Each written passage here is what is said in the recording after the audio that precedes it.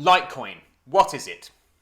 Well, Litecoin was first launched in 2011 by former Google engineer Charlie Lee, with the idea being that it would be a light version of Bitcoin, or the silver to Bitcoin's gold. And Litecoin is very similar in design to Bitcoin, being a fork of Bitcoin.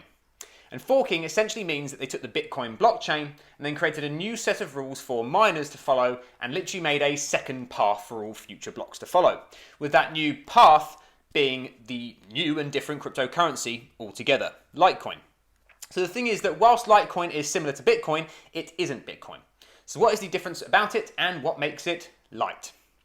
Well, some key differences are the supply. Whilst Bitcoin's maximum supply is capped at 21 million, Litecoin opted to cap the supply at 84 million. And additionally, Litecoin was founded with an aim to prioritize transaction speed. So whilst every Bitcoin block takes approximately 10 minutes to be added to the chain, with Litecoin you're looking at 2.5 minutes. A quarter of the time for the transaction to be confirmed on the network.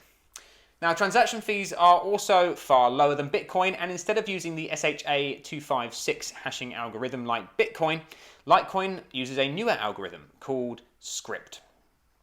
And so if the above differences don't mean anything to you, Litecoin, being a fork of Bitcoin, uses a proof of work consensus mechanism. So in order to explain how Litecoin works on a very basic level, I will use a similar example to that which we used for explaining Bitcoin. So imagine there is a table with 10 people sat around it, you and I both included. And on this table there are 100 bottle caps. These bottle caps are our currency on this table, and dollars do not apply here. So in order for me to pay you for a piece of art which you've made, I have to take one of my bottle caps which are in my possession, and that being one of the 100 on the table, and I have to give this bottle cap to you in exchange for that piece of art. So I now have one less bottle cap and you have one more, but there are still 100 bottle caps on this table, no more, no less. All we have done is exchanged ownership of one of them, and when we made this transaction, each of the 10 people on this table, all of us made a note that I gave you one bottle cap. We all saw this happen, and we all made a note on our own pieces of paper, which we each used to keep a log of all of the transactions which occur on our table. So each of us can look at our paper sheets at any time and see every transaction which has occurred previously on this table. And we can also look at each of our bottle cap collections and see how many bottle caps each of us has.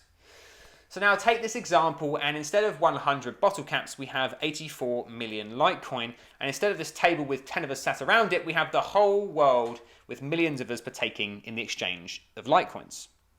So instead of pieces of paper, in order to validate each transaction and to keep a record of them, we have the blockchain, which was first implemented in Bitcoin by Satoshi Nakamoto. So on a very basic level, the blockchain is where you have a block with all of the transactions for around a 2.5 minute period fit inside of it, and all of the details of each transaction made on the Litecoin network are put inside of this block. And Litecoin miners then volunteer to validate each block by running the Litecoin software. And what they do is they all compete at solving a mathematical puzzle. The first miner to solve that puzzle allocated to the block wins the right to validate all of the transactions which sit within it. So whoever solves it first declares that they have to the other miners, and then validates that every transaction which went into this block was legitimate.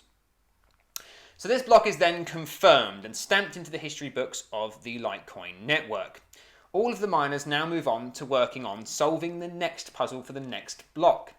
And whilst new transactions all queue up to be put inside of that next block, which sits on top.